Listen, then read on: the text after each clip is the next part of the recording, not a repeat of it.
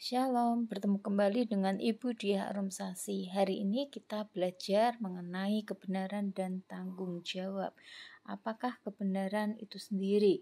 Kebenaran berhubungan dengan kejujuran dan kesungguhan, apa yang tepat dan benar, nyata atau real dan taat. Makna ini menunjuk kepada hubungan antara Tuhan Allah dengan manusia.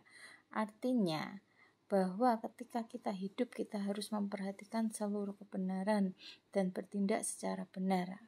Bagaimana kita bisa bertindak secara benar? Kita bisa bertindak secara benar ketika kita mengenal Allah, kita mengenal melalui firman-firman-Nya dan apa yang menjadi kehendaknya di dalam kehidupan setiap manusia. Dan orang yang berusaha mengenal Allah, dia akan berusaha memperoleh serta peka mengenai suara Allah yang bisa didengarkan serta bisa kita mengerti melalui pembacaan firman Tuhan. Nah, kebenaran itu artinya dibenarkan karena iman. Di dalam Roma pasal 1 ayat 7b adalah prinsip kebenaran Kristiani, tanggung jawab berkaitan dengan tugas manusia di dunia, yakni terhadap lingkungan. Ini tertulis dalam Kejadian pasal 1 ayat 28 dan Kejadian pasal 2 ayat 15. Jadi sekali lagi, kebenaran itu terkait dengan prinsip-prinsip kebenaran secara Kristiani, yaitu semua yang tertulis di dalam Alkitab. Dan tanggung jawab itu sendiri berkaitan erat dengan tugas manusia di dunia terhadap lingkungannya, termasuk orang-orang Kristen yang berada di sekitar lingkungan di mana dia berada.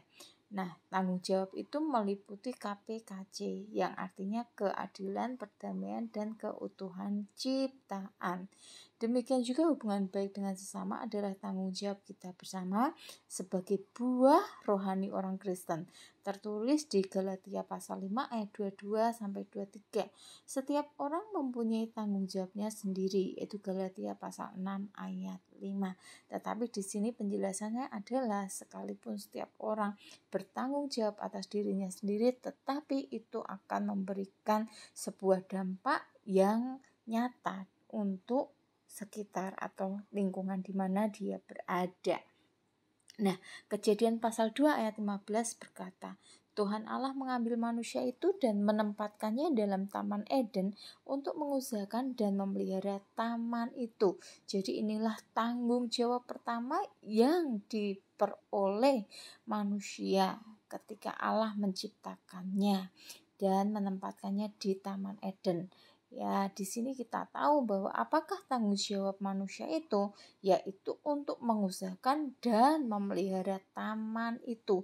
Tuhan menciptakan untuk kebaikan, tetapi ini semua sebelum manusia jatuh di dalam dosa.